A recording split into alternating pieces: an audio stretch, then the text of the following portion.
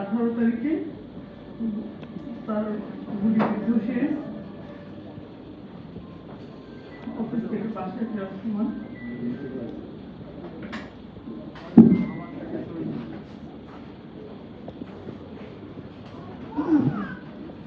আমি তো জানি সে অফিসে, হঠাৎ আমার কাছে একটা ফোন আসলো। তখন 8:30 থেকে 9টা বাজে রাত।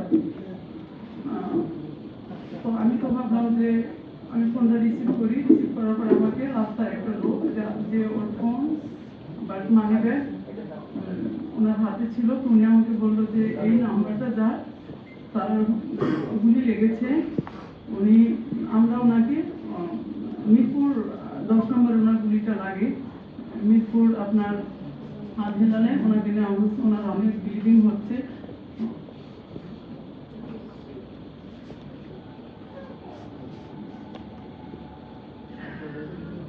ওনার অবস্থা অনেক খারাপ, আপনারা চলে আসেন।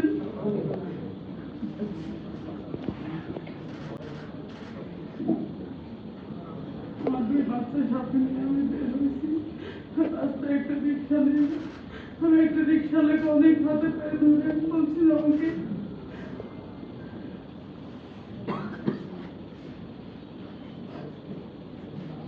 আমি আন্দোলন পর্যন্ত পৌঁছাতে কিন্তু ওনাকে আমি পাই নাই। যে ছেলেটা মানি ব্যাগ ফোন হাতে করে দাঁড়াইছিল, ওই ছেলেটা আমাকে ওখান থেকে বললো যে ওনাকে সরাব দিতে নেওয়া হয়েছে, 2 বাচ্চা সহ। আমি ওনাকে রিকোয়েস্ট করে যে ভাই আপনি আমার সাথে চলেন, আমি চিনবো না রাতে।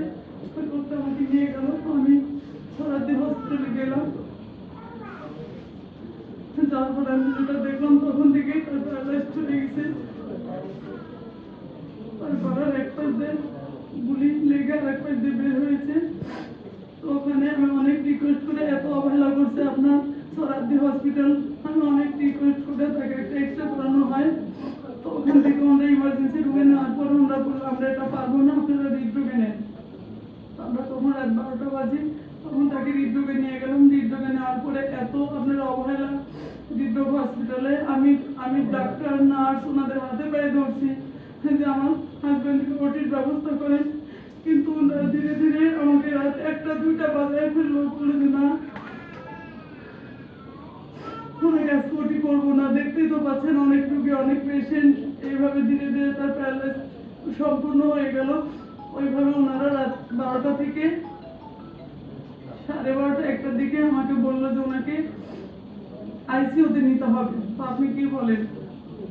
তখন ওনাকে আইসিইউতে নিয়ে গেল আপনার হৃদরোগে হসপিটালে। আমাদেরকে বললো যে সকাল 9টায় ওটি করতে। তো আমরা সারা রাতে ওখানে ওইভাবে আমার 2 বাচ্চা সহ আমার শ্বশুর আমার ভাসুর এরা সবাই আমরা বসে আছি। তো সকাল 9টা যখন হলো ওনাকে ওটিতে নেওয়ার পরে ডাক্তার আসছে, ওটি করছে। তো তখন আমাদেরকে বললো ওইভাবে যদি ওই সময়ই খেয়াল করা হতো যে আমার হাজব্যান্ডের এই প্রবলেম, তো তখন যদি হয়তো কোনো হসপিটালে নিয়ে তাকে অপারেশন করা যেত, হয়তো আমার হাজব্যান্ড ফিরে আসতো।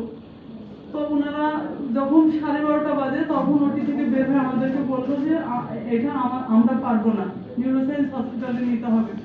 তখন আমরা তাকে ওখানে নিয়ে আসলাম 12:30 1টার দিকে, শুক্রবার ছিল।